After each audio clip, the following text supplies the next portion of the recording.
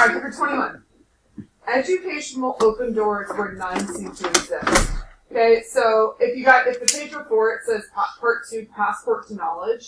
So part 1 was kind of like introducing the situation of Mark as a kid, right? And kind of laying out the context of what apartheid in South Africa looked like. Now we're going to review, the kind of importance that education has on his life. So how on earth does he get out of this? Okay, because not many people did. Alright. How many parts are there? 3. When my mother began dropping hints that I would soon be going to school, I vowed never to go because school was a waste of time. She laughed and said, "We'll see, you don't know what you're talking about." My philosophy on school was that of a gang of 10, 11, and 12-year-olds whom I so revered that their every word seemed that of an oracle. These boys had long left their homes, and we were now living in various neighborhood junkyards, making it on their own. They slept in abandoned cars, smoked glue and benzene, ate pilchards and brown bread, sneaked into the white world to caddy, and if unsuccessful, came back to the township to steal beer and soda bottles from Shabeens, or goods from the Indian traders on First Avenue. Their lifestyle was exciting, adventurous, and full of surprises, and I was attracted to it. My mother told me that they were no-gooders, that they would amount to nothing, that I should not associate with them, but I paid no heed. What does she know, I used to tell myself. One thing she did not know was that the gang's way of life had captivated me wholly, particularly their philosophy in school. They hated it and considered an education a waste of time. They, like myself, had grown up in an environment where the value of an education was never emphasized, where the first thing a child learned was not how to read and write and spell, but how to fight and steal and rebel, where the money to send children to school was grossly lacking, for survival was first priority. I kept my membership in the gang, knowing that for as long as I was under its influence, I would never go to school. Okay, so in the U.S., is education free? Yeah. Is it a law that you have to go to school? Yeah. Yes, okay. It's child abuse and child endangerment if you do not allow your child to go to school.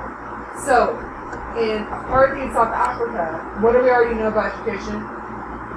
Just based off of those couple paragraphs? I don't like it. They don't like it? Okay. Think of the cost. Is it free for them to go? No. So maybe for the white kids in white South Africa that are banned to education in the slums, okay, they have to pay. And how much money do they make a year? Not a lot.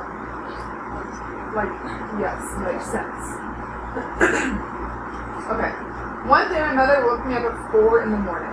Are they here? I didn't hear any noises. I asked in the usual way. No, my mother said. I want you to get into the wash tub over there. What?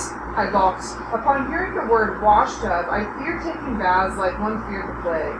Throughout 7 years of hectic living, Janessa! Janessa! I gotta get back to where I was. Throughout 7 years of hectic living, the number of baths I had taken could be counted on one hand with several fingers missing. I simply had no natural inclination for water. Cleanliness was a trait I still had to acquire. Besides, we had only one bathtub in the house, and it constantly sprung a leak. I said, "Get into that tub," my mother shook a finger in my face. Reluctantly, I obeyed, yet wondered why all of a sudden I had to take a bath. My mother, armed with a scrub brush and a piece of light bluey soap, purged me of years and years of drawing till I ached and bled. As I howled, feeling pain shoot through my limbs as the bristles of the brush encountered stubborn calluses, there was a loud knock at the door. Instantly, my mother leaped away from the tub and headed on tiptoe toward the bedroom. Fear seized me as I too thought of the police. I sat frozen in the bathtub, not knowing what to do. "Open up, Mujaji," my mother's maiden name. Granny's voice came shrilling through the door. "It's me." My mother heaved a sigh of relief. Her tense limbs relaxed. She turned and headed to the kitchen door, unlatched it, and she came in Granny and Aunt Bushy. "You scared me half to death," my mother said to Granny. "I had forgotten all about your coming." "Are you ready?" Granny asked my mother. "Yes, just about," my mother said, beckoning me to get out of the wash tub. She handed me a piece of cloth to dry myself. As I dried myself, questions raced through my mind. What's going on? What's Granny doing at our house at this ungodly hour of the morning? And why did she ask my mother, "Are you ready?" While I stood debating, my mother went into the bedroom and came out with a stained white shirt and a pair of faded black shorts. Here, she said, handing me the togs. Put these on. Okay, guys, I want you to look at this scene with a humorous eye, because if you imagine it, it's so funny. Okay? Just listen. Promise. So whenever I want you guys to pay attention, I make sure that you're all listening to me, because I know that you can zone out really easily. Okay? Here, she said, handing the togs. Put these on. Why? I asked. Put them on, I said.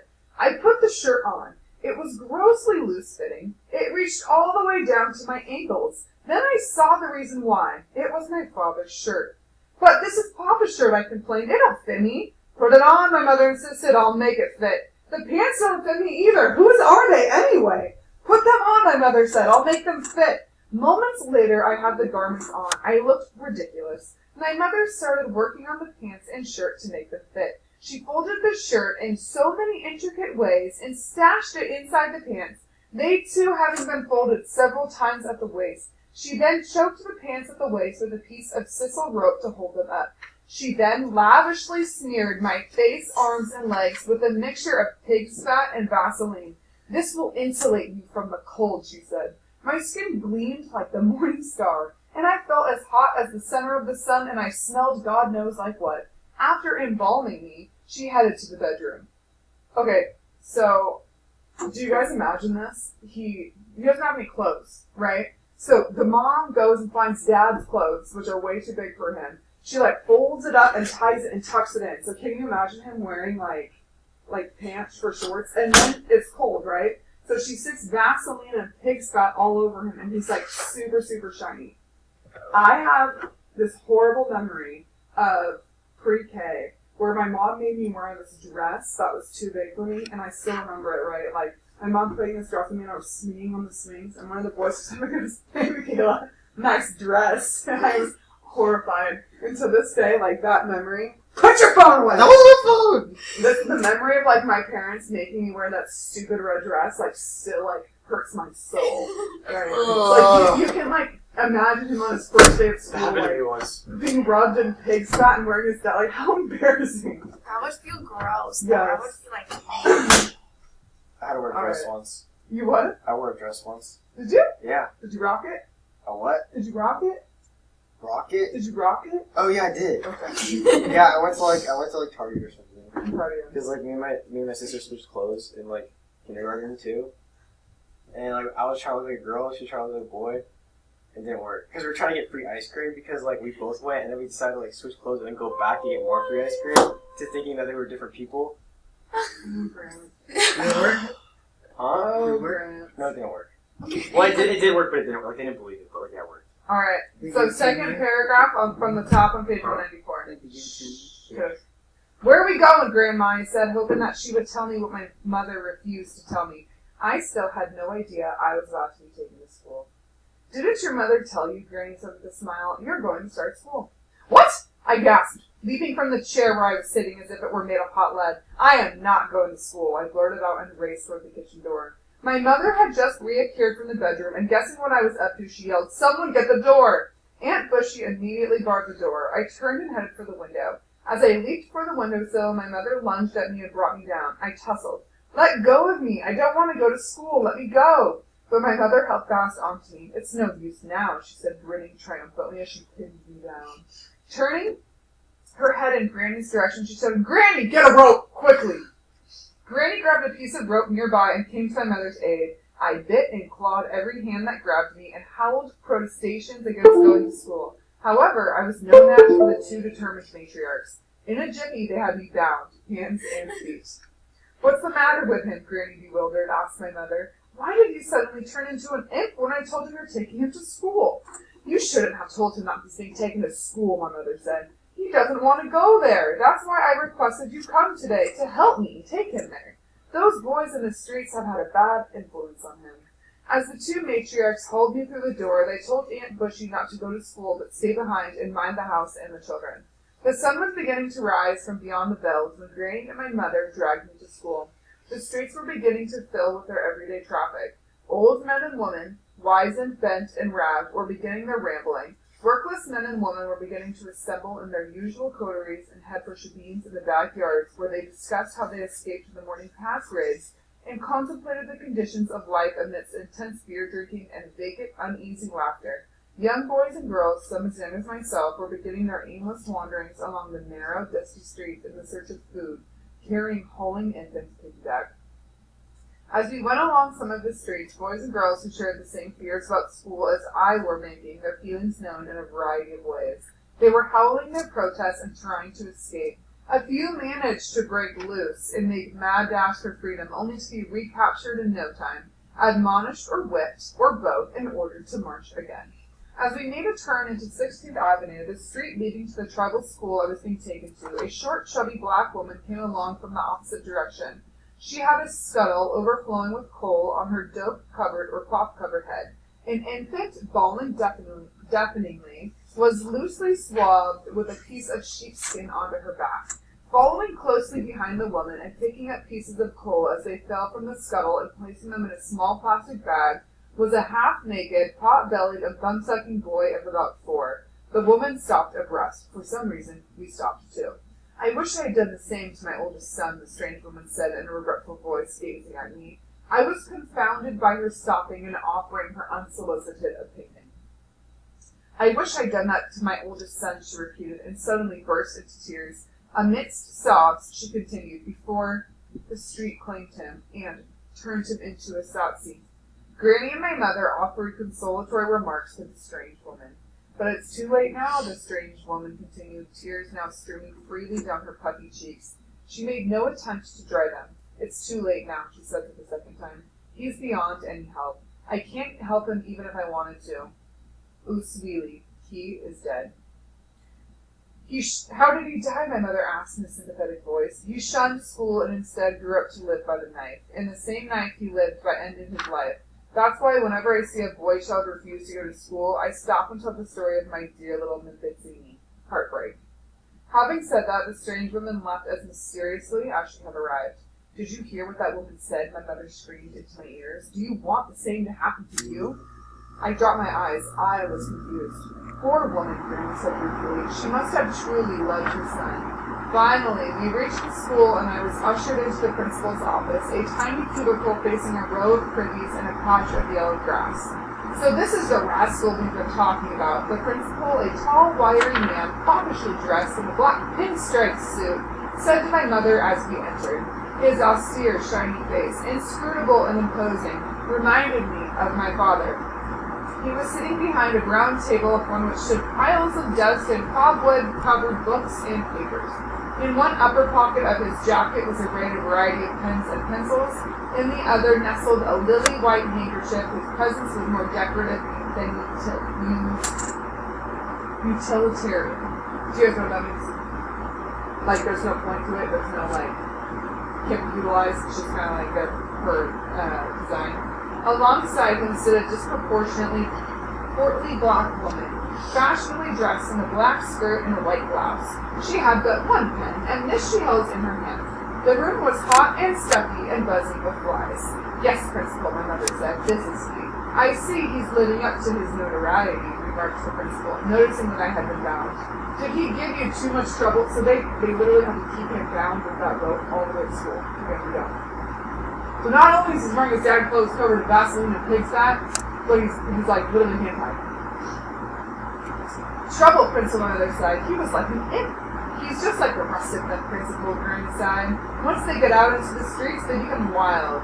They take to the many vices of the streets like an infant takes to its mother's milk. They begin to think that there's no other life but the one shown them by the Satsies. They come to hate school and forget about the future. Well, the principal said, we'll soon remedy all that. Untie him. He'll run away, my mother cried. I don't think he's that foolish to attempt that with all of us here. He is that foolish, Principal, my mother said, as she and Granny began untying me. He's tried it before. Getting him here was an ordeal in itself. The principal rose from his seat, took 2 steps to the door, and closed it. As the door swung closed, I spotted a row of canes of different lengths and thickness hanging behind it. The principal, seeing me staring at the canes, grinned and said in a manner suggesting that he had wanted me to see them, "As long as you behave, I won't have to use any of those on you." How would you guys like that if I had a couple things? Just snap you right into listening. Use those canes on me? I gasped. I stared at my mother. She smiled. I grinned. She smiled too. That made me abandon any inkling of escaping. So they finally gave you the birth certificate in the papers, the principal addressed my mother as he returned to his chair. Yes, principal, my mother said, they finally did. But what a battle it was. It took me nearly a year to get all the papers together. She took out her handbag, a neatly wrapped package, and handed it to the principal. They've been running us around for so long that there were times when I thought he would never attend school, principal, she said. That's pretty much standard procedure, Mrs. Methvane, the principal said, unwrapping the package. But you now have the papers, and that's what's important. As long as we have the papers, he continued, minutely perusing the contents of the package, we won't be breaking the law in admitting your son to this school, for we'll be in full compliance with the requirements set by the authorities in Pretoria. Sometimes I don't understand the laws from Pretoria, Granny said. They did the same to me with my Piet and Bushy. Why, principal, should our children not be allowed to learn because of some piece of paper? The piece of paper you're referring to, Mrs. Mabeso, Granny's maiden name, the principal said to Granny, is as important to our children as a pass is to us adults. We all hate passes, therefore it's only natural we should hate the regulations our children are subjected to. But as we have to live with passes, so our children have to live with the regulations, Mrs. Mabeso. I hope you understand that is the law of the country. We would have admitted your grandson a long time ago, as you well know, had it not been for the papers. I hope you understand. I understand, Principal, Granny said, but I don't understand, she added, paradoxically. One of the papers caught the principal's eye, and she turned to my mother and asked, is your husband a Shangain, Mrs. Methvane? No, he's not, Principal, my mother said. Is there anything wrong? He's Venda, and I'm Shangain. The principal reflected for a moment or so, and then said concernedly, no, there's nothing seriously wrong, nothing that we can't take care of, you see, Mrs. Methvane. Technically, the fact that your child's father is a Venda makes him ineligible to attend this tribal school because it is only for children whose parents are of the Shangain tribe. May I ask what language the children speak at home? Both languages, my mother said worriedly, Venda and Shangain. Is there anything wrong? The principal coughed, clearing his throat, then said, I mean, which language do they speak more? It depends, Principal, my mother said, swallowing hard. When their father is around, he wants them to speak only Venda, and when he's not, they speak Shangain. And when they are out at play, they speak Zulu and Sesotho. Well, the principal said, heaving a sigh of relief, in that case, I think an exception can be made. The reason for such an exception is that there's currently no school for Vendas in Alexandria, and should the authorities come asking why we took in your son, we can tell them that. Anyway, your child is half-half. Everyone broke into a nervous laugh, except me. I was bewildered by the whole thing. I looked at my mother, and she seemed greatly relieved as she watched the principal register me. A broad smile broke across her face. It was as if some enormously heavy burden had finally been lifted from her shoulders and her conscience. Bring him back 2 weeks from today, the principal said as he saw us to the door. There are so many children registering today that classes won't begin until 2 weeks hence. Also, the school needs repair and cleaning up after the holidays. If he refuses to come, simply notify us, and we'll send a couple of big boys to come fetch him, and he'll be very sorry if it ever comes to that. As we left the principal's office and headed home, my mind was still against going to school. I was thinking of running away from home and joining my friends in the junkyard. I didn't want to go to school for 3 reasons. I was reluctant to surrender my freedom and independence over to what I heard every school-going child call tyrannious discipline. I had heard many bad things about life in tribal school, from daily beatings by teachers and mistresses who worked you like a mule to long school hours, and the sight of those canes in the principal's office gave ample credence to rumors that school was nothing but a torture chamber, and there was my allegiance to the gang. But the thought of the strange woman's lamentations over her dead son presented a somewhat strong case for going to school. I didn't want to end up dead in the streets. A more compelling argument for going to school, however, was the vivid recollection of all that humiliation and pain my mother had gone through to get me the papers and the birth certificate so I could enroll in school. What should I do? I was torn between two worlds. But later that evening, something happened to force me to go to school. I was returning home from playing soccer when a neighbor accosted me by the gate and told me that there had been a bloody fight at my home. Your mother and father have been at it again.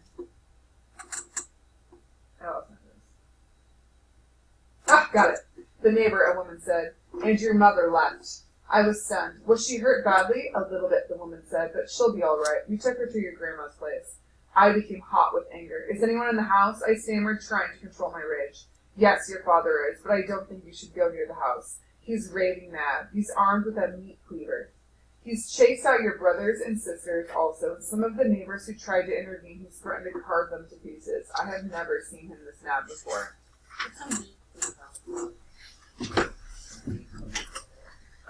Cleaver man. No.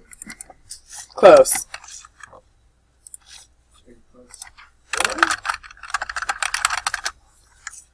Sword. Oh. I Yeah. was thinking something. Daddy McBain has lost it. Okay, so is he a fan of his father at this point in his life? No. Okay, so what is this situation going to do? Is his name Johannes or Mark? His, English name is Mark. Does that make sense? Okay. He's given all of his siblings in his book their English names as well. And his mom. Okay.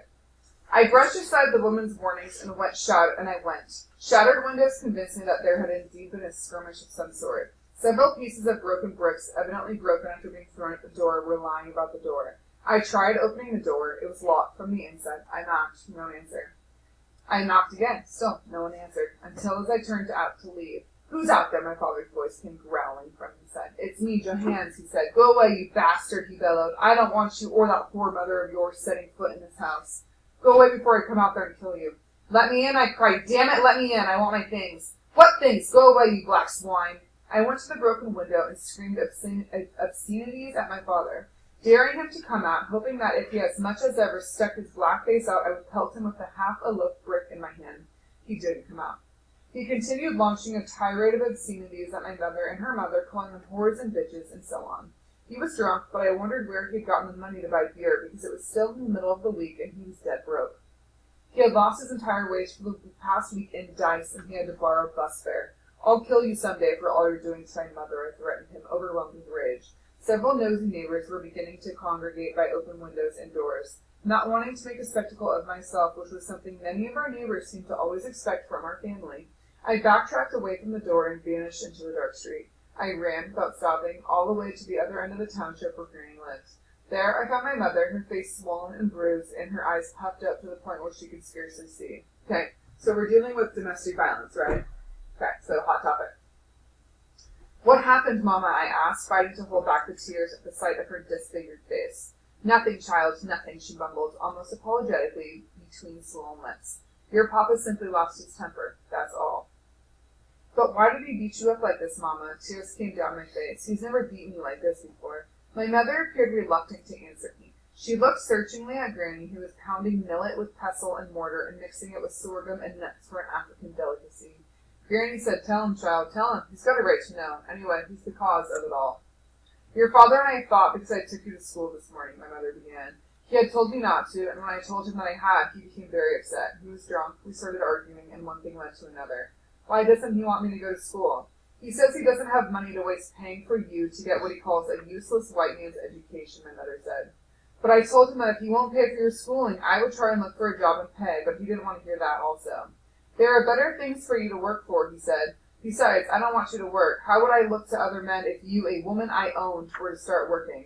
When I asked him why shouldn't I take you to school, seeing that you are now of age, he replied that he doesn't believe in schools. I told him that school would keep you off the streets and one of trouble, but still, he was belligerent. Is that why he beat you up? Yes, he said I disobeyed his orders. He's right, child, Granny interjected. He paid the bola, which is bride price for you, and your father ate it all up before he left me. In world history, have you guys learned about dowry? Yes, no? So, in certain cultures, like this one, where the woman is basically owned by the husband, a dowry is paid. So that means the bride's family pays the husband's family or gives them like land or something in order to marry their daughter off to him. So it's similar in this culture. In our culture, we don't do that. But what is like the tradition? What is kind of like the dowry of a marriage? Kind of, but maybe, because I was thinking more like the groom always asks the father for, you know what I mean? So it's kind of like, there's still an exchange. If you're going to propose to someone, you typically ask the father for approval. Huh? It's just kind of a Have you asked tradition. someone to marry you? Yeah. You guys are like 15, you're not gonna like do this anytime soon or know much about it. But that's typically the tradition. Like if you just propose to someone without telling her family, there might be some issues. You would never know. Just have a wedding. Don't tell them. Alright. To which my mother replied, but I desperately want to leave this beast of a man. That with his Lobola gone, I can't do it. That worthless thing you call your husband shouldn't have sold Jackson's scrawny cattle and left him penniless. Don't talk like that about your father, child, Granny said. Despite all, he's still your father, you know. Anyway, he asked for Lobola only because he had to get back what he spent raising you. And you know it would have been taboo for him to let you or any of your sisters go without asking for Lobola. You and Papa seem to forget that my sisters and I have minds of our own, my mother said. We didn't need you to tell us whom to marry and why and how. If it hadn't been for your interference, I could have married that school teacher. Granny did not reply. She knew well not to. When it came to the act of selling women as marriage partners, my mother was vehemently opposed to it. Not only was she opposed to this one aspect of tribal culture, but to others as well, particularly those involving relations between men and women and the upbringing of children. But my mother's sharply differing opinion was an exception rather than the rule among tribal women. Most times, many tribal women questioned her sanity in daring to question well-established manners. But my mother did not seem to care. She would always scoff at her opponents and call them fools and letting their husbands enslave them completely. Though I disliked school largely because I knew nothing about what actually went on there, and the little I knew had painted a dreadful picture, the fact that a father would not want his son to go to school, especially a father who didn't go to school, seemed hard to understand. Why do you want me to go to school, Mama? I asked, hoping that she might somehow clear up some of the confusion that was building in my mind. I want you to have a future, child, my mother said. And contrary to what your father says, school is the only means to a future. I don't want you growing up to be like your father. How harsh is that? Yeah, pretty harsh. The latter statement hit me like a bolt of lightning. It just about shattered every defense mechanism and every pretext I had against going to school. Your father didn't go to school, she continued, dabbing her puffed eyes to reduce the swelling with a piece of cloth dipped in warm water. That's why he's doing some of the bad things he's doing, things like drinking, gambling, and neglecting his family. He didn't learn how to read and write, therefore he can't find a decent job. Lack of any education has narrowly focused his life. He sees nothing beyond himself. He still thinks in the old tribal way and still believes that things should be as they were back in the old days when he was growing up as a tribal boy in Louis Tree Sharp. Though he's my husband and your father, he doesn't see any of that. Why didn't he go to school, Mama? He refused to go to school because his father led him to believe that an education was a tool through which white people were going to take things away from him, like they did black people in the old days.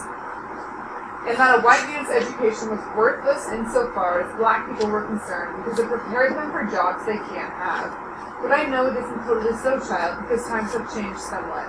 Though our lot isn't any better today, and education will get you a decent job. If you can read or write, you'll be better off than those of us who can't.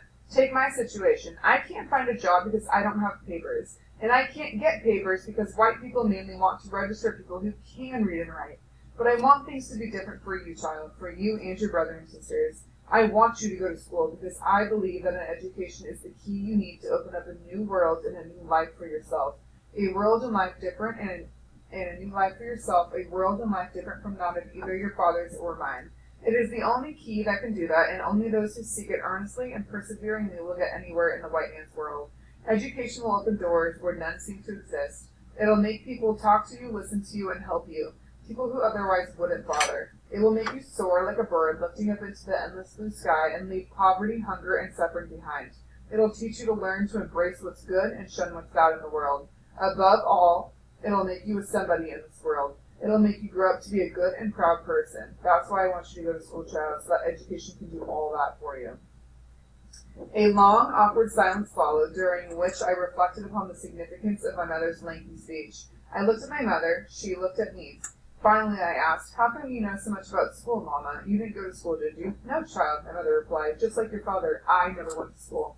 For the second time that evening, a mere statement of fact had a thunderous impact on me. All the confusion I had about school seemed to leave my mind like darkness giving way to light, and what had previously been a dark, yawning void in my mind was suddenly transformed into a beacon of light that began to grow larger and larger until it had blotted out all the blackness.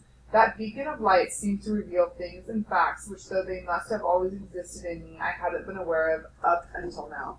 But unlike your father, my mother went on, I've always wanted to go to school but couldn't because my father, under the sway of tribal traditions, thought it unnecessary to educate females. That's why I so much want you to go, child, for if you do, I know that someday I too would come to go, old as I would be then.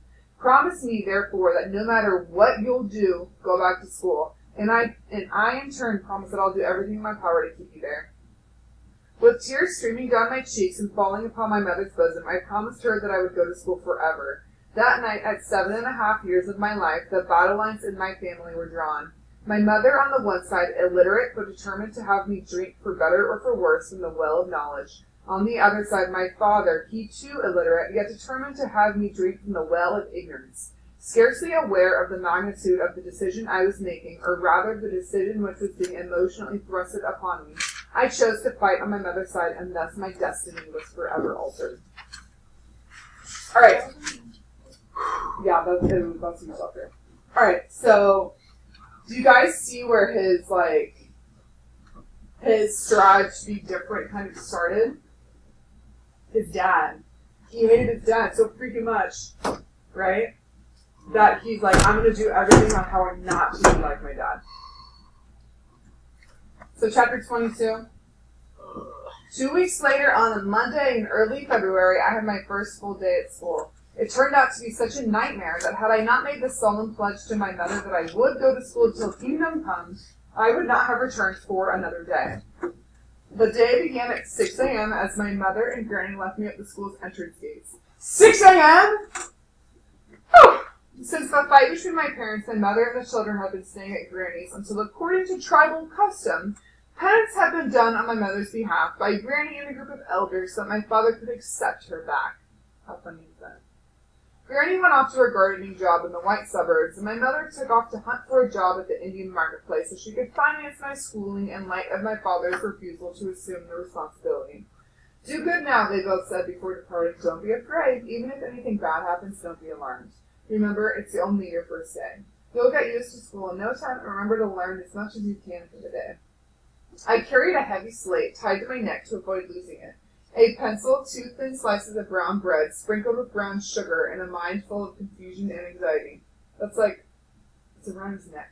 Like a string with bread and a pencil. After Granny and my mother left, I reclined on top of a huge boulder nearby and gazed eastward at the flickering stars slowly vanishing from the black eastern sky. Bluish-white smoke formed early morning braziers billowed upward in streamlined wisps. The school was, except for myself, deserted. The sun came up gradually, and I marveled at how, as it emerged mysteriously from behind the distant shacks and build, everything suddenly sparkled and filled with warmth and spring to life. I dozed.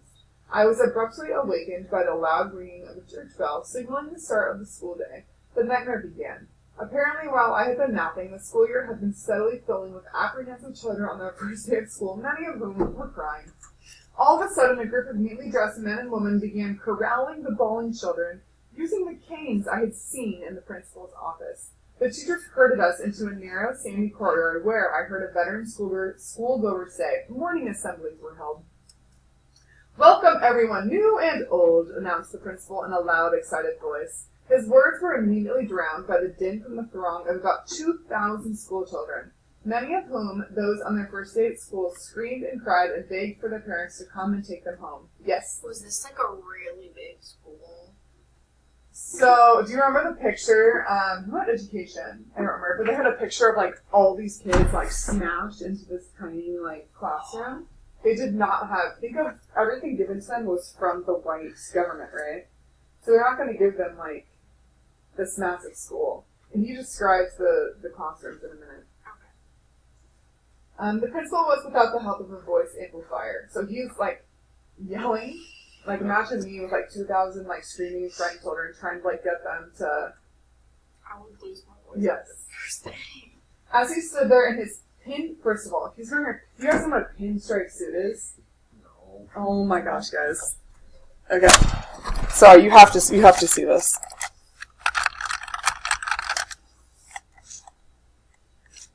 So he is wearing something like this. He's like a gangster in the 20s. Okay. Principal day would be so cool. Yes. Yeah, that would happen. Alright. So as he stood there in his pinstripe suit upon a makeshift podium overlooking the courtyard, he kept on brandishing his cane to demand silence. Immediately behind him at the bottom of the steps, teachers stood in rows. We were so tightly packed into that narrow courtyard that some children fainted from excessive heat and stuffiness. There were no nurses, so the few teachers who patrolled the columns attempting to maintain order, along with several older schoolgirls, attended to the fainted victims. I stood in the front row with children so young that had there been enough kindergartens in Alexandria and lacked to be able to afford them, I would have been one of the few remaining in the row. Many of the toddlers screamed that they were hungry, dizzy, and wanted their mothers to come and take them home. The name of our school is Beauvais Community School, shouted the principal, trying his best to raise his voice above the storm of noise. I and the people you see behind me, he pointed at the teachers with his cane, are here to see to it that you get a little Bantu education inside those waterlogged schools of yours. Most of you are obviously too young to understand what an education is, but I hope you'll be around long enough to find out. Listen carefully now to the rest of what I have to say, for attentive listening will, as from now on, mean the difference between this. He waved his cane, and that, he pointed at a teacher with a fake smile. As he rattled on for more than an hour, during which time about half a dozen children fainted and were revived, some only to faint again, he drew serious attention to the following. We should have respect for him and all teachers. All newcomers should memorize as soon as possible several special hymns, the Lord's Prayer, and several passages in the Bible, to be sung and recited during morning assembly and at dismissal in the afternoon. We should remind our mothers to be prompt in buying us books and a uniform and other school paraphernalia. Most important, we should remind them to pay each quarter's school fees ahead of time. We shouldn't be alarmed to see him or one of his staff whip some of us, for such was the rule of the school, to punish those who broke school rules. Some of us children, due to a chronic shortage of buildings, desks, blackboards, and benches, would have to be relocated in shacks down by the river. No lateness would be tolerated, whether in the morning for assembly or at lunch. Any latecomer would be subjected to whipping. Riley Pratt, dude, began whipped all over the place. How late you are. Every child enrolled at the school should attempt to learn whatever he or she could for us and our peers at other tribal schools, was embodied the hope for a meaningful future for black people. We should not be terrified when occasionally we saw white people about the school, for they would not eat with us. For they would not eat us. I'm sorry, not eat them. The school's only medium of instruction was Sangha. Therefore, anyone speaking any other language had better leave before it was too late. School, for many of us, would be a rough and a constantly uphill battle, but he hoped that some of us would remain in school long enough to learn to write our names. After a few words, mainly a repetition of what the principal said from several of the senior teachers, a hymn was sung and a prayer said. We were then ordered to dismiss. The veteran schoolboys were led by several male teachers to clear the jungle of weeds that had grown in front and behind the school buildings during the holidays, and the veteran schoolgirls were led by some of the female teachers to clean the classrooms. All the newcomers were herded into a big church hall. More than 200 screaming, sobbing, trembling, and confused children jammed the badly ventilated hall, and for lack of enough benches, most of us stood up like bristles. The place was like a madhouse. Here you go, Janessa. Outside, still more children were attempting to squeeze their way in. Having been in the first wave of school children flooding the hall, I found myself in front of the blackboard. The bedlam continued for some time, till a young girl, who couldn't have been more than 16, appeared at the door and attempted to jostle her way through the jungle of screaming black children to the front of the hall. But the jungle was impenetrable. Somehow, after much effort, she finally managed to push, claw, elbow, and kick her way through to the front. My impression of her as she made her way to the front of the hall was this. Here is some young girl who has to take her little brother or sister away. Not only was I shocked when it turned out she was to be our teacher, but there and then I instinctively knew that whatever the principles of proper teaching were, she did not possess them.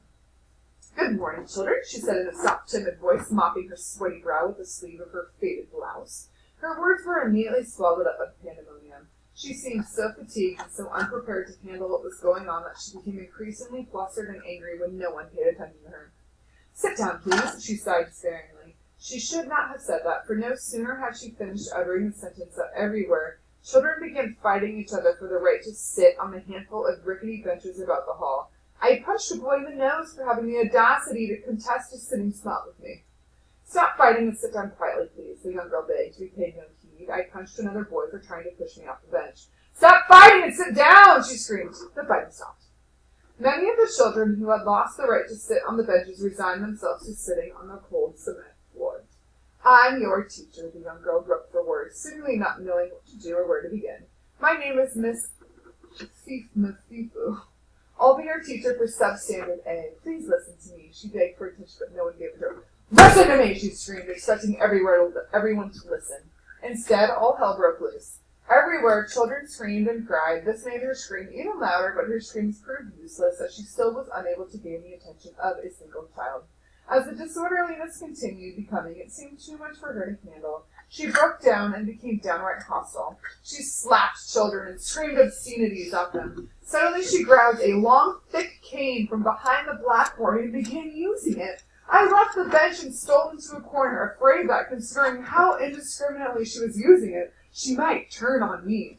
In those few moments that she went on a rampage, my dread for school increased 1,000-fold, and I swore that despite the pledge I had made to my mother, I would never be mad.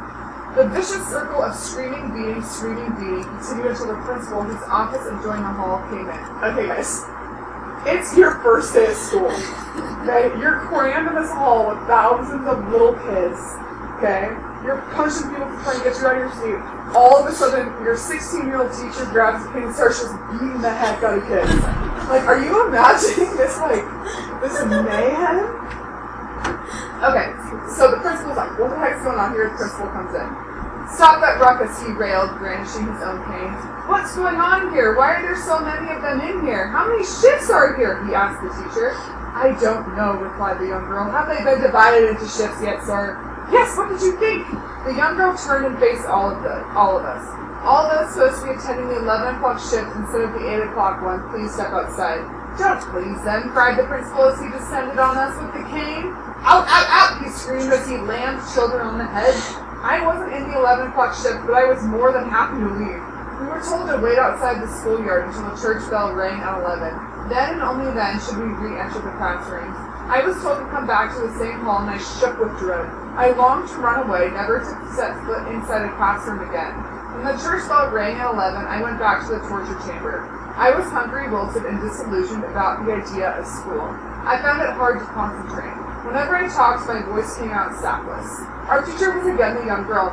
Say A, E, I, O, U. After me, she ordered with her big mouth wide open like a hippopotamus. Everyone started yapping incoherently.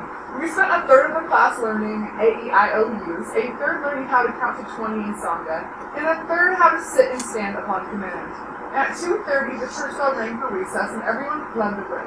On the way home, I overheard some children vow never to return. Others vowed to relate to their parents the day's atrocities. At home, my mother told me that I should keep on going to school despite the beating. As long as you learn something, she just has it's worth it. So, one thing about this book, now that we've gotten past the first part, which is like really rough to read, it's really funny. Like, everything that he kind of is like reflecting on, it's hilarious. Like, just like it's so comical. So throughout, while it's kind of rough, look for the humor because it's pretty funny if you're looking for it. Okay, chapter 23. My attitude towards school grew more ambivalent. On the one hand, I dreaded the whipping the teachers meted out without exception, day in and day out, to all who violated the school's strict code of discipline. I was often a victim of such punishment, usually for such things as lack of a school uniform, having long nails, uncombed hair, lack of primers, failing dictation, failure to pay school fees on time, and a boy image. So he's getting beat because his mom can't afford to pay his school fees. I want you to think about that. So the kid, the 7-year-old kid, is getting beaten because his parents aren't paying their fees on time. Also, I was punished for carrying on cross conversations when the teacher was busy writing things on the blackboard, or for having my name on the noisemakers list, a list compiled by the class perfect, the most hated fellow in class, whenever the teacher temporarily left the classroom. Oh, snitches. Further, there was punishment for being lackadaisical during choir rehearsals and morning drills. I would often be so hungry in the morning that I could not drill, and I would be so fatigued by the end of the day that I could not sing. For being late for school, I was consistently late because each morning my mother had to leave to go hunt for jobs, and I had to take my brother and sisters to Granny's. Along with all that, I hated the mountains of homework for which we were punished for not doing or doing incorrectly. On the other hand, 4 things happened to make me stay in school. First, the 16-year-old teacher was dismissed within a month after she suffered a severe nervous breakdown. Any teacher can relate. An older, lovable woman with children of her own in the class replaced her. Even though she too whipped us, she didn't do so with the unchecked brutality of the young girl. Besides, she punished her own children also as severely as the rest of us, which led me to conclude that she was at least fair. Nathan, good buddy. We're almost done. Second, I began making friends, some of whom came from affluent homes and thus constantly had lunch money. One boy my age, whom I had befriended on the first day of school, had a father, a store owner, who daily gave him 1 rand as an inducement to going to school and working hard. Third, a nutrition program called Higalingu was established near the school by Catholic sisters from the Alexandra Health Clinic. This facility provided children from my school and other tribal schools in the area with a low-cost lunch, peanut buttered brown bread, and a mug of skimmed milk, all for 4 cents. At lunchtime, therefore, those with 4 pennies, a kingly sum, so you saying 4 pennies was a ton of money, would wait in line, always long. Sometimes, though, there wouldn't be enough bread or milk to go around. My mother tried her best to furnish me 4 cents each day, and often I would bring my brother and sisters some leftover pieces of peanut buttered bread and some skimmed milk. When my mother didn't have the 4 cents, I would cling to my affluent friends like a parasite. They didn't seem to mind. Fourth and last, the opening of a new and intriguing world of words, songs, and numbers gradually established in me a desire to learn more. I was thrilled at being able to recite arithmetic tables and the letters of the alphabet forward and backward. We were taught everything in Sangha. When I finally learned how to count up to 10 and to spell my first and last names in English, I was so overjoyed that I constantly begged my mother to listen to me talk English. The greatest benefit of my crude English was that for the first time I could understand a few stock phrases in the movies. One hot December afternoon toward the end of my first year at school, the principal interrupted classes and summoned everyone to the courtyard. The entire school was there, including those who took classes in the tin shacks by the river. Today is the last day of school, he announced as he stood upon a makeshift podium. Our school began in January and continued until December, with only a few weeks' breaks each quarter. As soon as he said that, the columns of school children standing under the blazing sun erupted in excitement. I know it's been a rough year for many of you, he continued, shielding his narrow eyes from the sun with a fool's cap. But I must say that I'm delighted to say that many of you are still with us, which is a slight improvement from last year's awful dropout rate. I hope you will all stay the course. School is very hard work, I agree, especially when there aren't enough books and desks and classrooms, not to mention enough teachers. But it's worth the toil, won't you all say? A mighty wave of no's mixed with giggles swept the crowd. Changing the subject, the principal went on. As we've now come to the end of the year, I would like to wish each of you a safe and pleasant Christmas holiday. Those of you who will be going to the tribal reserves to visit relatives, may God clear your paths and bring you back safely. Those who will be remaining in Alexandria, stay out of trouble and don't eat too much. He paused and then whispered something to one of the senior teachers standing behind him. The latter handed the principal a note. By this time, all children were beside themselves with joy at the prospect of the oncoming holidays. Turning to us, the principal said, before we sing the customary hip hip hurrah, I will, as is the custom each year, call upon your hard-working, dedicated, and grossly underpaid teachers to announce the year-end examination results and class standings. Suddenly, everybody became very quiet. We'll begin with the results for the substandard A, said the principal, and he vacated the podium. Along came 4 female teachers. No male teachers taught the substandards, including mine, each carrying in her hand a class register containing the pupils' names, their ages, their grades, their attendance records throughout the year, and whether or not they had paid school fees. Do they say that, like, publicly in front of everyone? Yeah, so they're, like, announcing the results for everyone. Okay? Yeah, sorry. My teacher went first. Everything occurred so quickly after she had ascended the podium and uttered the words. Out of 164 pupils enrolled in my class this year, and out of 400 standard A pupils in the entire school, the top pupil with a total of 794 marks, 50 marks ahead of his nearest rival, is Joe Hans McAbane. That I did not grasp the significance of her remarks until I found myself being called to the podium, and once there being congratulated by the various teachers. Wonderful achievement, boy. Keep it up. Well done. That's the way to work hard. That's the way to stock up the competition, boy. Your parents ought to be proud of you. When I recovered my senses, the teacher handed me a white sealed envelope and told me not to open it, but to give it to my parents. She then went back to announcing the rest of the results. I returned back to my row. I was on crowd 9. My classmates looked at me with envious eyes. The teachers of the other classes read the names of the top students in their respective classes, and these students were called to the podium to be congratulated and to receive their envelopes. Afterward, the principal called upon the assembly to give all the top achievers a round of applause. Then, breviary in hand, one of the female teachers led us in singing hymns and reciting psalms. After that, the principal led us in prayer, a prayer which all tribal school children were expected to know by heart, regardless of the religious beliefs of their parents. The prayer went, Our Father who art in heaven, hallowed be thy name, thy kingdom come, thy will be done as it is in heaven. Give us this our daily bread. The principal then shouted, hip hip, at the top of his voice 3 times, and the assembly roared, hurrah, hurrah, hurrah! Thereafter, he again wished everyone happy holidays, and the following perennial closing hymn was sung. God be with you till we meet again. By his counsels God uphold you, his sleep securely fold you. God be with you till we meet again. The assembly was ordered dismissed. Some of the students who had been around the school longer and had caught the full spirit by the end of the year festivities hugged and kissed and shook hands with each other. Some even cried. I felt a slight sadness at the thought of not seeing my friends for 2 months the length of the Christmas holidays. That night, my mother, upon hearing the news that I had come out number 1 in my class, hugged and kissed me so many times and made me so many promises. Before the night was over, the yard was buzzing with news of a teacher-to-be at the McNamara's household. Granny was told the good news, and she promised me many things. I felt happy and proud. I even began to like school. What was so remarkable about my first year performance was that I had come out number 1 despite chronically lacking books, having had to resort to paying more attention during class lectures, borrowing other children's books to do homework, and relying on a picture book memory during exams. My accomplishments at school must have touched my father's heart, for one Friday night in my 2nd year of school, he did something that made me cry. Johannes, come here, he called. I went. He had just arrived from work and was sitting by the table waiting for dinner, which my mother was busy serving. Flora was singing lullabies to Miriam. Maria was playing placidly with her frayed rag doll, and George huddled near the brazier, sleeping. How much is a slate, he asked. 20 cents. School fees, 1 rand, 20 for the entire year. That much, my father cried, astounded. The amount was 1/10 of his wages. Where in the hell do teachers think we black people can get that type of money? They must be mad. Black people aren't flush with money like white people are.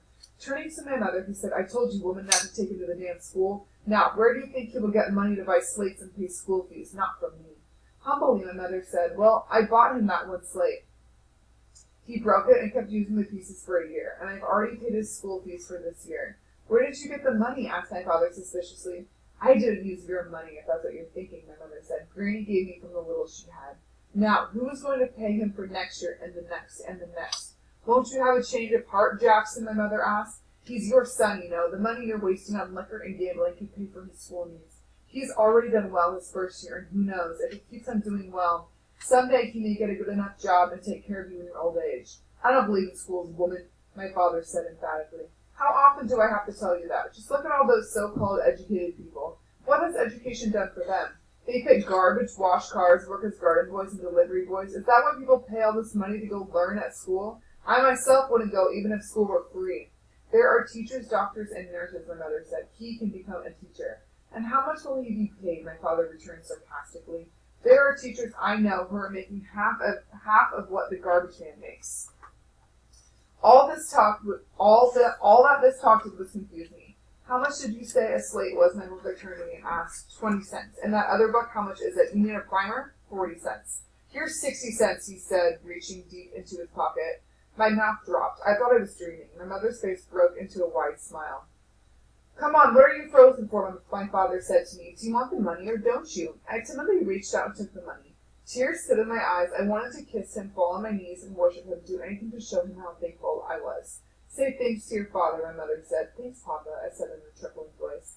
But don't you get any ideas now, my father said. This doesn't mean I'm going to buy you everything for school. When you've learned how to read and write letters, I want you to stop going. That's all the education you need to get by in this world.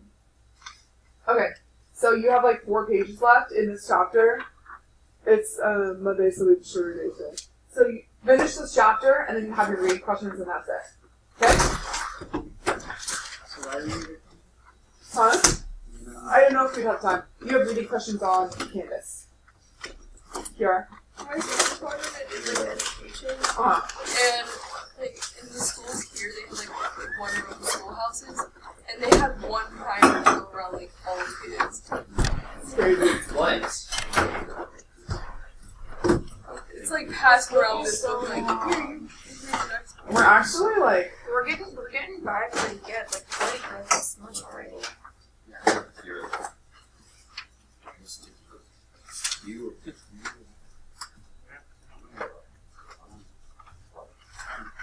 What are the 5 that have like 14 chapters? Pretty nice. oh my god. We're also sitting there.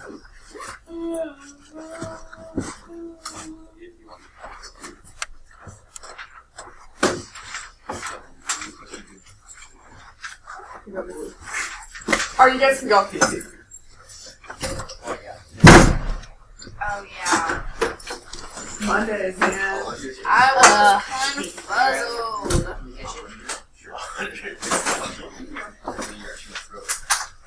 For the questions, the first one says, "Why is Mark afraid of the white man?" Is that in school or just in general? I think I'm gonna delete that one off. It's from. Actually, let me see. Oh, I can talk to you. I think that's the chapter 20, the white man that they need to like get the paper. What? Is that the white man that Yes. Oh, that makes more sense. Like, you know, when they have to go to like the boss's office to get it. They push the in this house.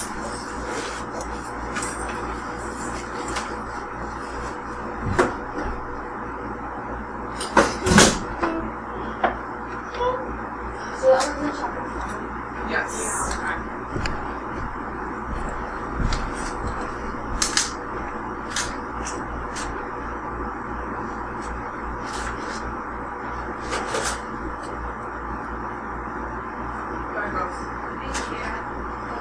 you.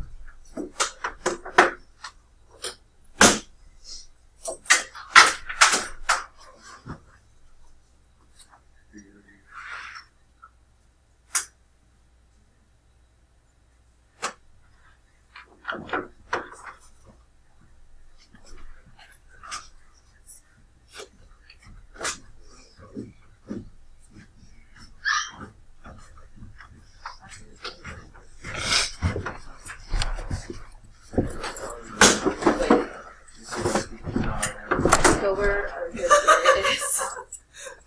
Because this one's going to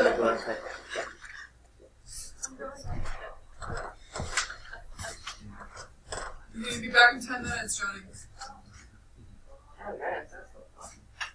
So, Logan, here. Oh, what? Are you going on? No, I'm just gonna let. You can come back. He's gonna go over your tennis. Oh, okay. I know, yeah, I did. You're fine.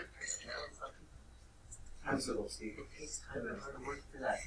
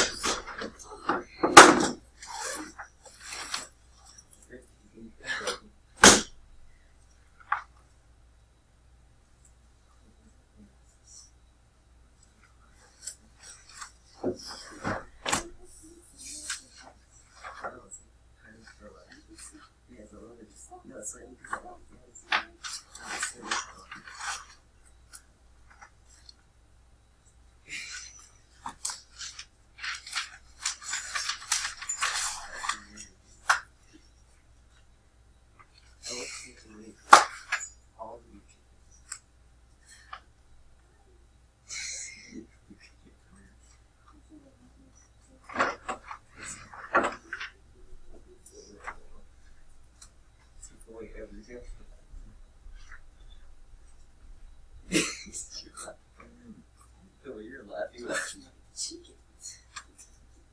The way you're laughing at take away my chicken.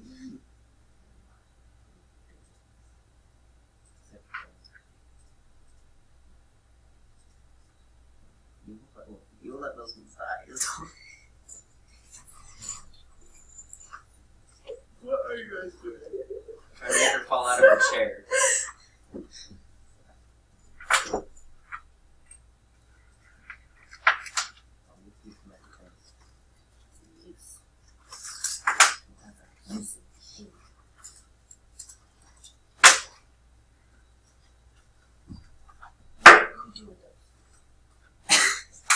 What'd you do?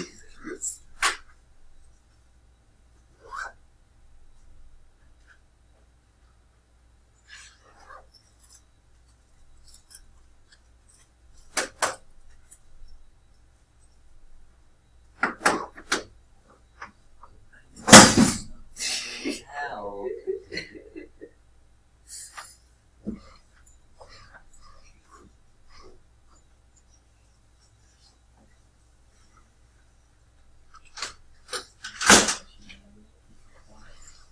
Everybody.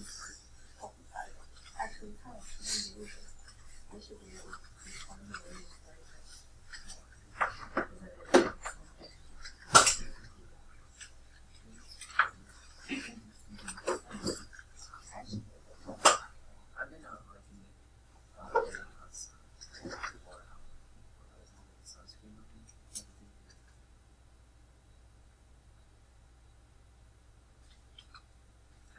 I didn't even use like super heavy duty like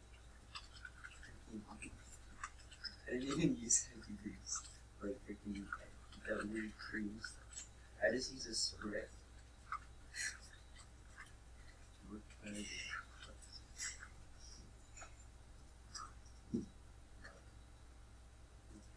I didn't even do it.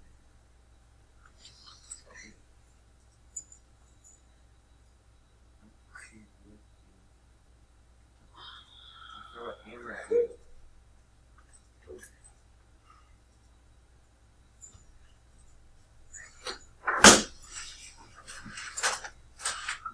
The mattress. Okay. Stop it. What the heck was that?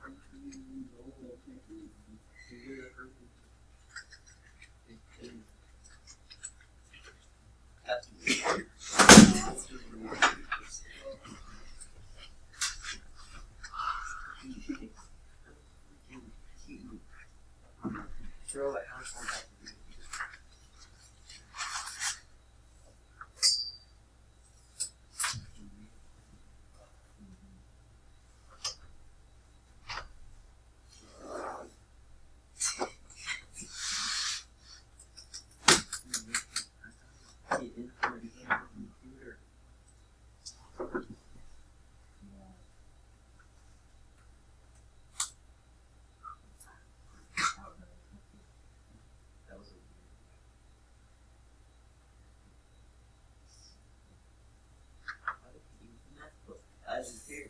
A meth book? Yeah. Those things are big. I'll be an encyclopedia. A meth book. Those things are big too.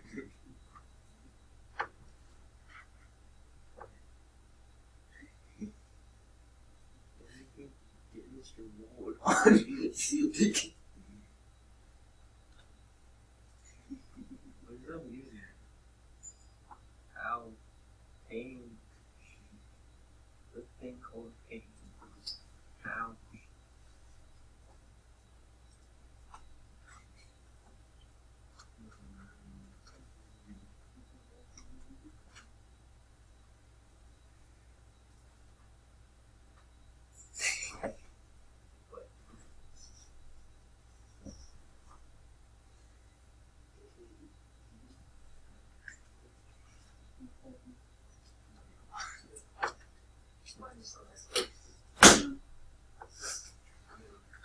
Good, how are you?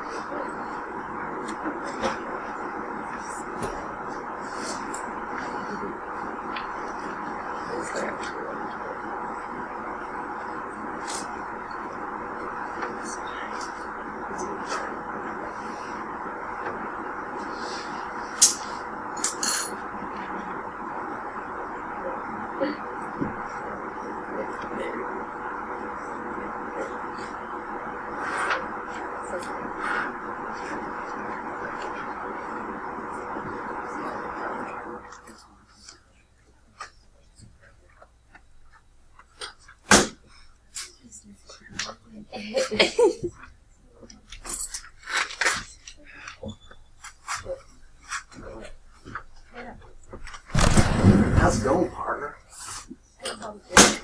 You didn't see that. I saw that you slid. Yeah. What are you doing? Are you good over there? I think he's good. Gotta do a lot of snoring though. You gotta get really epic into it. No, I don't need flashbacks of them. You need flashback to what? My dog.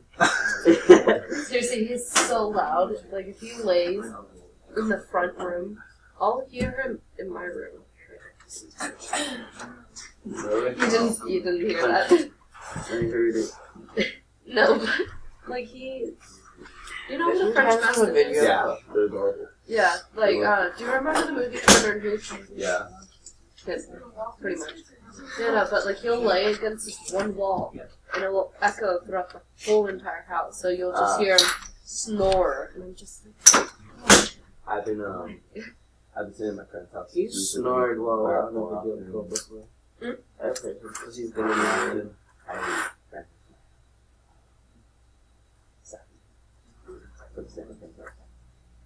They're cool in the hospital. Understanding, obviously. Because whenever I stay there, because she's dad always stays basically sleeping where I am. Like I sleep like here, he's down here sleeping on the couch. So he was like also especially when he's drunk. He's like old.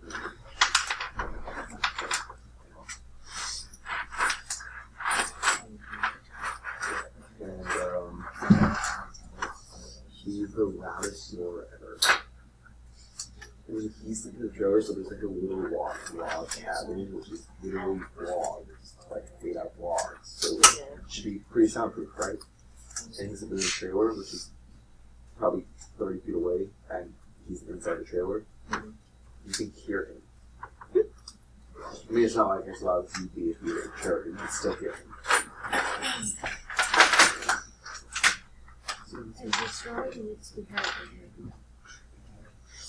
It's a statement against humanity. Humanity is too loud. We need to be shut down. Right? Eustress. Ooh, what's eustress? I've heard your dog snoring over a video call because he's been in your room. My friend has heard my brother beat his girlfriend before I was video call. And that girlfriend proceeded to cheat on him. I acted like I felt sorry for my brother, but really, I was cheering for her. I was like, for you, because she's like a small little petite girl. Like she couldn't do anything about it. She was your status.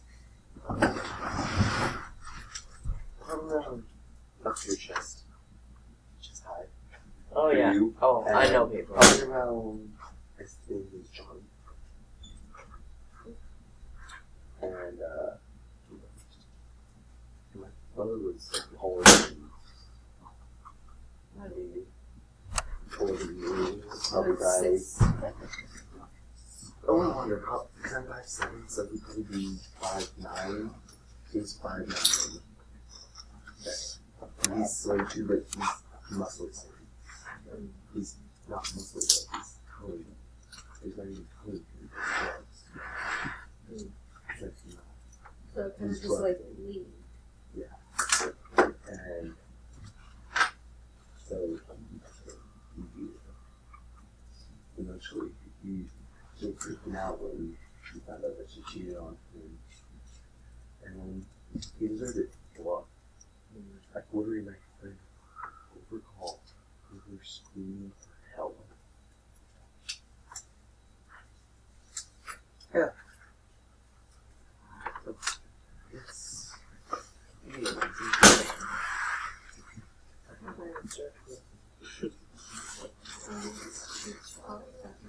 yeah. Anyways, what was that thing there? Eustress. Mother and almost like experience. Oh, I knew that one. My mom had that night when she was a kid. When she like did something and now she says no stress. What my stress? I have stress. But I have a lot of stress right now.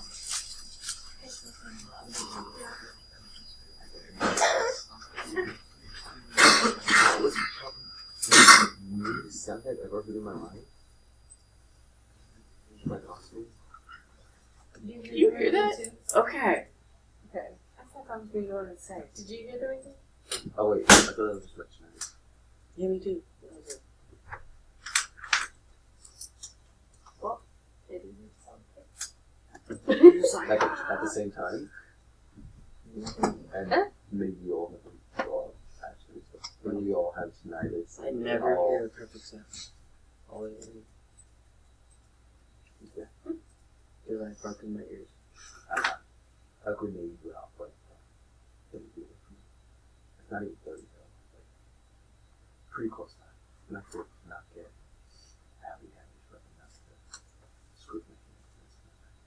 Because when I was younger, I had these. If you listen to music very loud, drums, all that loud stuff. Oh, yeah. That's why I have to listen to that. That's why I used to just like 3 glasses. My mom would listen to me and say, "Why are you blasting music?" And I'm like, "It's barely playing. It's like a half volume on these massive speakers." And I asked people to go like this. And it's like, ooh, hello. My brother, though, he's forced. He doesn't have it as bad wrong. He's here because he has the glasses to his house. You can hear them all the way outside. I've done it. I Yeah, can like- figure out how to shake it. We have like thick walls that are like this thick, right? You know, but thick walls, solid. You can hear that outside. And it's not even getting used to like new rack. Not even new rack. It's like considered good. Like not actually. It's like that. Well, I think I'll figure out how to shake it. Literally, I think Wow. it does vibrate. It was just my last relationship. What? Well, actually, doesn't have to say that. Hey, bud, I gotta make it. At least look like door. Actually, I forgot I got some free time. It's probably a good idea.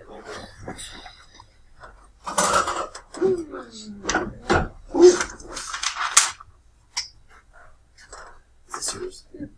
No. This is cool. Space is cool. That was from one of the science classes last term. Maybe your science. No. Oh. You guys need me help?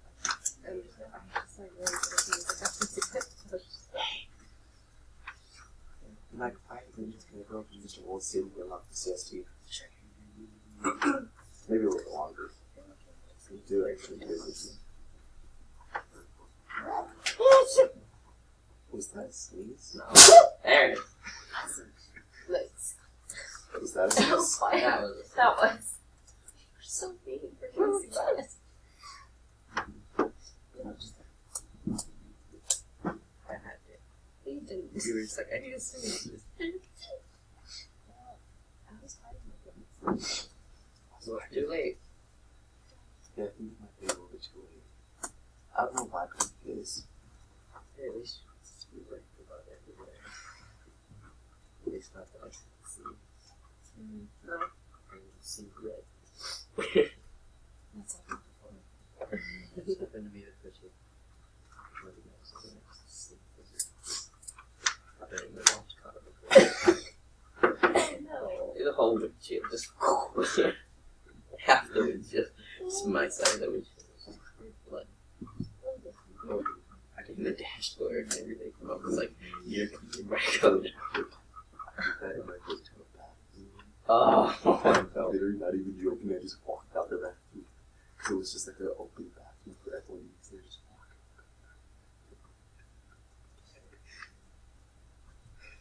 I did like one. I was like, sorry, Mom.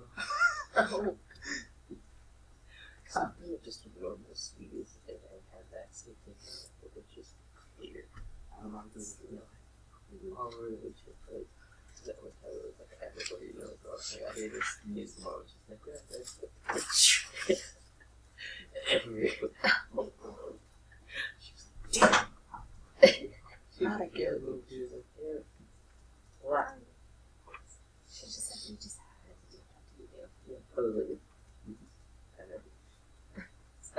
You kind of like roll it down the window and see what's outside the door. Oh, I've done that before.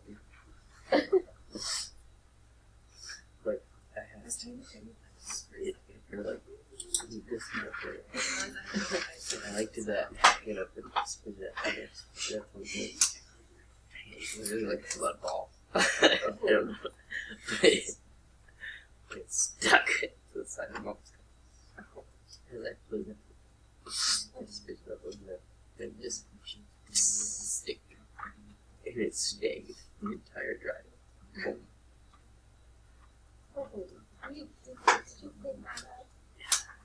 Eventually, it was like dried on because of the wind, so.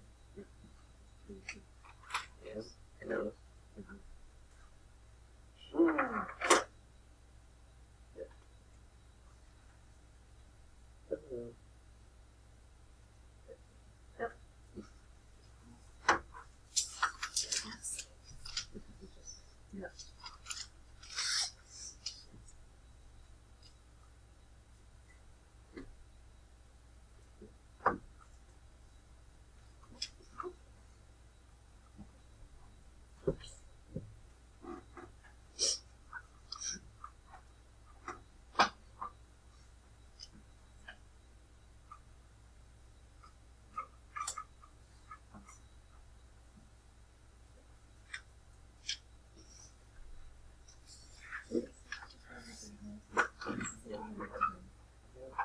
And I was like, you're not pale, so do that.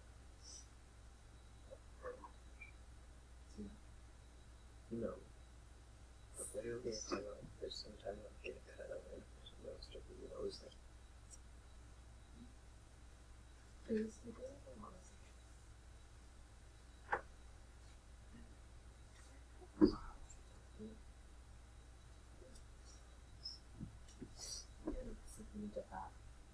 just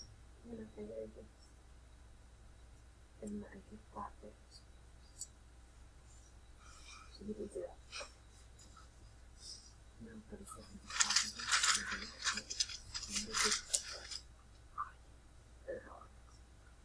if you just keep it right there. well, like from the Oh. yeah, when it's like you got so bad that it's like after we got out, like it just kind of started. So it's just like, oops. Well, yeah, like if it like I don't know, clear this. I had that here when this one. I had it going down my face and it just went into that. I was just like, it just tastes good. It was like,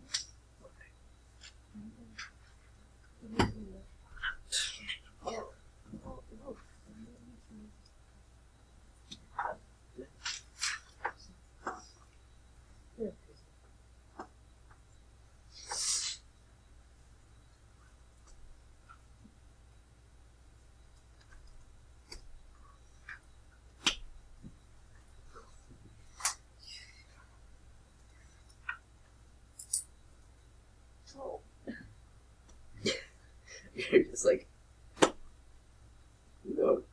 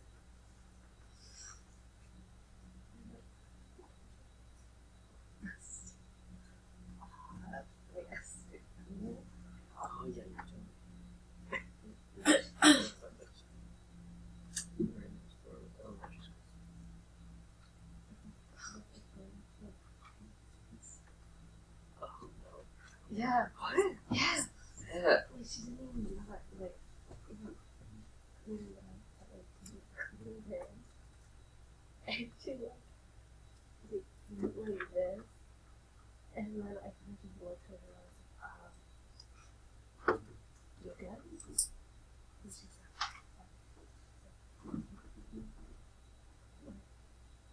she looked at him, looked at mom, and she's like, I was like, is that what it is? And she's like, and she like, she made that sound, I was like, she's like, it's like this. And she's like, just watch.